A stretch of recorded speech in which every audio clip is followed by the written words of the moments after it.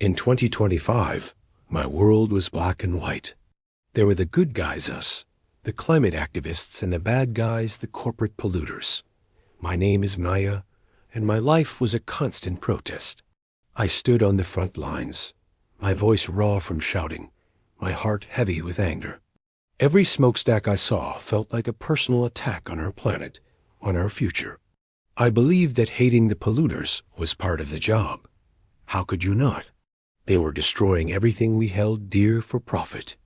My signs were sharp, my chants were fierce, and my spirit was fueled by pure, unadulterated rage. I'd scream at executives in suits, seeing them not as people, but as monsters in a global horror story.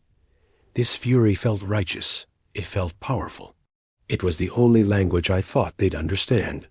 I marched, I organized, I shouted until I was hoarse, believing that if we just hated them enough, if we shamed them enough, they would have to change. But day after day, the smokestacks kept smoking, and the planet kept warming. My anger, which once felt like a weapon, was starting to feel like a cage. That righteous fire I carried began to burn me from the inside out. The constant anger was exhausting. I'd come home from a protest, not energized, but completely drained, hollowed out. The world started to lose its color. I wasn't just angry at the CEOs. I was bitter towards anyone who didn't seem to care as much as I did. My relationships suffered.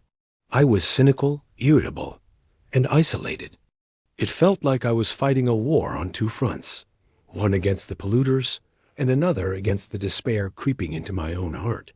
I was on the fast track to complete burnout. One night, sitting alone in my apartment, surrounded by protest signs and grim headlines, I just broke down. The rage had left me with nothing but an aching emptiness. In that moment of rock bottom, a quiet thought from my childhood surfaced, a simple Sunday school lesson. God loves everyone. The thought was jarring. God loves everyone? Even the CEOs of multinational oil companies? Even the executives I've spent years hating with every fiber of my being? It was a concept so radical, so counterintuitive to my entire worldview, that it almost felt offensive. But it stuck. If God could love them, who was I to only offer hate? This question didn't offer an immediate solution, but it was a crack of light in my dark, angry world.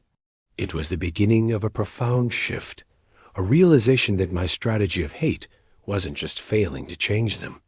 It was destroying me. The idea that God loves the very people I considered my enemies was a difficult pill to swallow. It went against every instinct I had. But the more I sat with it, the more I realized that my burnout wasn't just physical. It was spiritual. My soul was starved of grace. So I did something I hadn't done in years. I prayed. It wasn't a grand, eloquent prayer.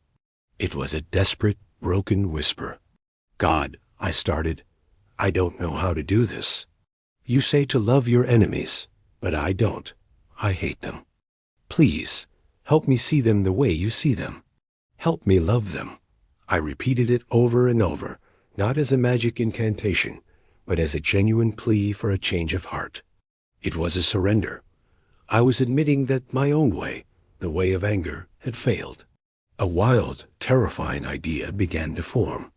What if, instead of shouting at them from behind a barricade, I invited them to talk? The thought was absurd. They'd never agree. And what would I even say?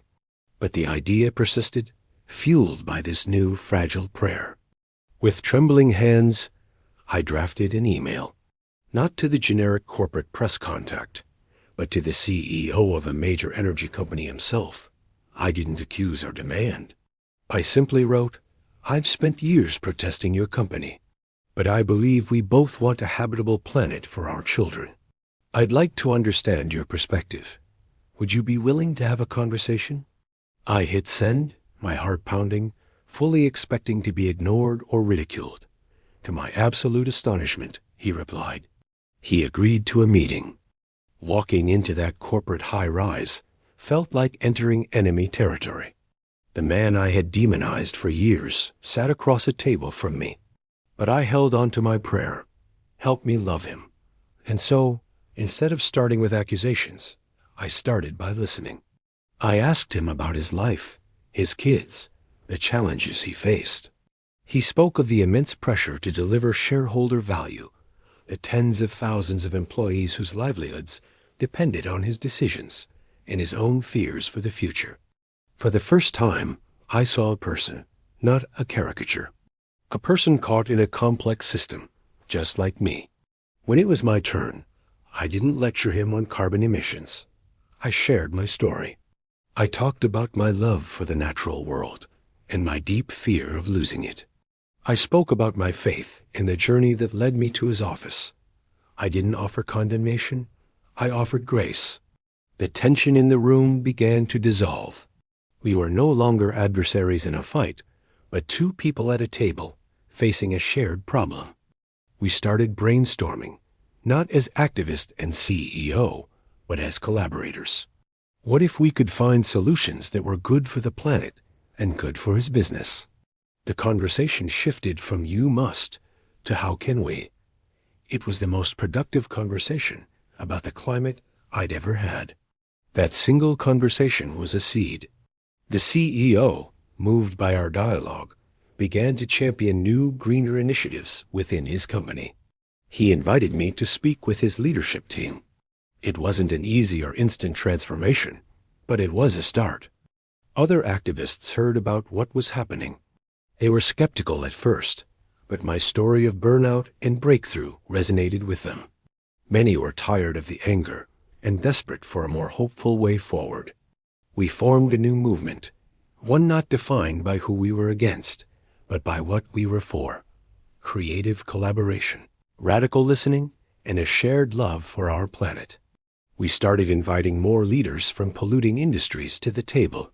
Some said no, but many, surprisingly, said yes. We hosted dialogues where we listened to their stories and shared ours. We replaced picket signs with whiteboards and shouting with brainstorming. A ripple effect began. Companies started investing in renewable energy, not because they were shamed into it, but because they were invited into a better story. Communities that were once divided by environmental debates began working together on local green projects. A montage of change started to play out across the globe. New solar farms powering towns, corporate reports proudly announcing reduced emissions, former rivals planting trees together. The planet was still in peril, but for the first time in a long time, there was a tangible sense of hope. The movement was growing, fueled not by hate, but by a stubborn, courageous love. Looking back, it's clear that the greatest obstacle wasn't the corporations. It was the division in our own hearts. The breakthrough came when I realized that God's love isn't selective. It extends to all of creation, the oceans, the forests, the animals, and to all people, including those we find it hardest to love. When we choose to see our opponents as human beings, created and loved by God, it unlocks a power that anger and division never can. It opens the door for real, lasting change. This doesn't mean we stop holding corporations accountable. It means we change our methods. We move from a posture of attack to a posture of invitation. We lead with grace. My hope for the climate crisis is now rooted in love, a love for our beautiful planet, and a love for every single person on it. If you're feeling burned out, angry, or hopeless, I want to encourage you. Take a step back. Ask for a new perspective. Ask for the strength to love your enemies. Thank you so much for watching. If this story resonated with you, please like, subscribe, and share it with someone who needs to hear a message of hope today. Let's keep the conversation going in the comments below.